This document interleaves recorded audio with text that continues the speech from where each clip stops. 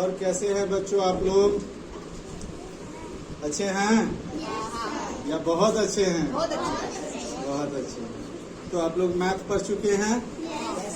अभी अब क्या पढ़ना है? साइंस पढ़ना है? चलिए, एग्जाम आने वाला है। तो आप लोग परसों से है? सुनिए, मैंने आप लोगों को बताया था कि हमारा बॉडी किस चीज से बना होता है? सेल्स से बना होता है। तो हमारे बॉडी में कितने सेल्स होते हैं? नहीं, लाखों करोड़ों सेल्स होते हैं। इन्फिनिटी लाखों करोड़ों सेल्स होते हैं। उन सारे सेल्स से मिलकर हमारा बॉडी बना होता है। मैंने आप लोगों को बताया था ये जो है सेल्स से हमारा बॉडी बनता है। सेल्स सबसे छोटी यूनिट होती है। सेल्स से मिलकर टिश्यू बनता है। क्या बनता है? टिश्यू बनता है। टिश्यू सब मिलाकर क्या बनता है? ऑर्गेन बनता है। ऑर्गेन मतलब अंग बनता है। ऑर्गेन्स बनता है। ऑर्गेन्स मिलकर ऑर्गेन सिस्टम बनता है। ऑर्गेन सिस्टम मिलकर बॉडी बनता है। क्या बनता है? बॉडी। तो आज इसमें से मैंने बताया था हमारे बॉडी में कितने ऑर्गेन सिस्टम होते हैं? 8 ऑर्गेन सिस्टम होते हैं। कितने ऑर्गेन सिस्टम होते हैं? 8 ऑर्गेन सिस्टम होते हैं। मैंने आप लोगों को बताया था digestive organ system, respiratory, circulatory, excretory, skeleton, lymph excretory, circulatory, ये सारे सिस्टम मतलब कुल मिलाकर कितने होते हैं? 8 ऑर्गेन सिस्टम होते हैं, जिनमें से आज मैं आप लोगों को बता रहा हूँ डाइजेस्टिव सिस्टम के बारे में। किसके बारे में? डाइजेस्टिव सिस्टम के बारे में बता रहे हैं। डाइजेस्टिव सिस्टम का मतलब होता है पाचन तंत्र।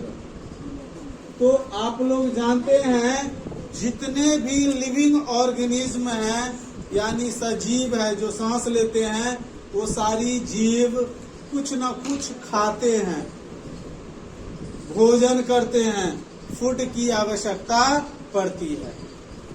तो वो जो खाना खाते हैं तो उनका हमारे पेट में जाकर पाचन होता है। कोई आदमी ज्यादा खा लेते हैं और जाते हैं बिछाना पर, बेड पर जाकर पसर जाते हैं। उनका भोजन जल्दी से डाइजेस्ट नहीं होता रहता है। उसमें भी हम जंक फूड खाते हैं। जंक फूड जानते हैं आप लोग? मार्केट में जो मिलता है pizza, dosa, burger, samosa, chow mein, ये सारे जंक फूड होते हैं। जंक फूड आप खाइएगा, चिप्स, कुरकुरा सब, तो उस सबका डाइजेशन जल्दी से नहीं होता है। और डाइजेशन अगर जल्दी से नहीं होगा तो हमें भूख भी जल्दी से नहीं लगता। तो हमें ऐसा फूड खाना चाहिए जिसका डाइजेशन मतलब पाचन हमारे बॉडी में जल्दी से हो जाता है। उसमें फर्स्ट स्टेप होता है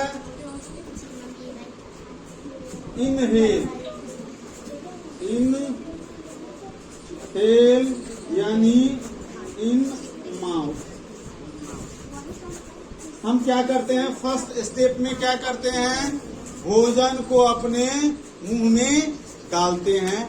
निवाला ग्रास नहीं होता है, मिला उला कर फूड को क्या करते हैं? मुंह में डालने की प्रोसेस को कहते हैं इनहेल, यानी मुंह में डालना। तो भोजन पाचन यानी डाइजेशन जो लिखे हैं, डाइजेशन का प्रोसेस फूड को मुंह में डालने से ही क्या होता है? शुरू हो जाता है।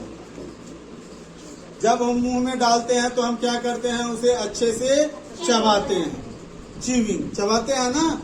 चबाने के बाद ये होता है फूड पाइप, ये ग्रास नली जो जिसे कहते हैं।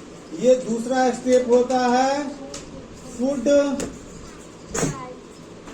पाइप। फूड पाइप से होकर क्या होता है? यानी इसे कहते हैं ग्रास नली, हिंदी नली। वो फूड को मुंह में डालते हैं। दूसरा सेकेंड स्टेप होता है वो इस ग्रास नली से होते हुए हमारे स्टोमक में जाता है। ठीक है, पहले फर्स्ट स्टेप क्या करते हैं, हम फूड को मुंह में डालते हैं। सेकेंड स्टेप में क्या होता है, ये जो हमारा फूड पाइप दिख रहा है ना, ये जो पाइप है सबके गले में होता है, मुंह में डालते हैं, अच्छे से उसको चबाते हैं। चबाने के बाद ये इस फूड पाइप से होते हुए कहाँ जाता है, हमारे स्टोमक में जाता है। कहाँ जाता है, स्टोमक में जाता है। स्टोमक मतलब होता है पेट। स्टोमक में जाता है। स्टोमक में जो है ना, जाने के बाद वो स्मॉल इंटेस्टाइन कहाँ जाता है, स्मॉल इंटेस्टाइन में जाता है। यानी फर्स्ट स्टेप क्या बोले हैं, भोजन को मुंह में डालना। सेकेंड स्टेप में क्या होता है, फूड पाइप से होते हुए फूड पाइप में जाता है। फूड पाइप से होते हुए कहाँ जाता है, हमारे स्टोमक में जाता है। स्टोमक से क्या होता है, वो स्मॉल इंटेस्टाइन, छोटा छोटा आंत जो होता है ना, जो किसी खस्सी का मीट, जो नॉन वेजिटेरियन होंगे वो किसी खस्सी को काटते हुए देखते होंगे तो उसका एगो पतला सा आंत रहता है, इंटेस्टाइन रहता है, और एक इतना मोटा जैसा रहता है। तो पतला वाला जो रहता है उसे स्मॉल इंटेस्टाइन कहते हैं, और वो मोटा वाला जो रहता है उसे बिग इंटेस्टाइन या लार्ज इंटेस्टाइन कहते हैं। स्मॉल इंटेस्टाइन के बाद कहाँ जाते हैं, वो लार्ज इंटेस्टाइन में जाते हैं। लार्ज, हम जो फूड खाते हैं वो कॉम्प्लेक्स फॉर्म में रहता है। क्या होता है, कॉम्प्लेक्स फॉर्म में रहता है, और वो कॉम्प्लेक्स फॉर्म जो है ना, स्मॉल इंटेस्टाइन और लार्ज इंटेस्टाइन में जाने के बाद वो सिंपलेस्ट फॉर्म में चेंज हो जाता है। सिंपलेस्ट फॉर्म में चेंज होने के बाद वो डिसॉल्व हो जाता है। डिसॉल्व मतलब ऐसे मटेरियल में चेंज हो जाता है जो पानी में आसानी से घुल सके, ब्लड में आसानी से घुल सके। तो सिंपलेस्ट फॉर्म में चेंज हो जाता है। उसके बाद सिंपलेस्ट फॉर्म में चेंज होने के बाद वो डिसॉल्व मटेरियल में चेंज हो जाता है, और डिसॉल्व मटेरियल से क्या होता है, हमारे बॉडी में जितना भी ब्लड है उसमें वो चला जाता है, एब्जॉर्प्शन होता है। उसके बाद कुछ ऐसे भी मटेरियल रहते हैं जो डिसॉल्व नहीं होते हैं, घुलते नहीं है, तो वो क्या होता है, एनस द्वारा बाहर निकल जाता है। इस प्रकार से हमारे बॉडी में क्या होता है, डाइजेशन होता है।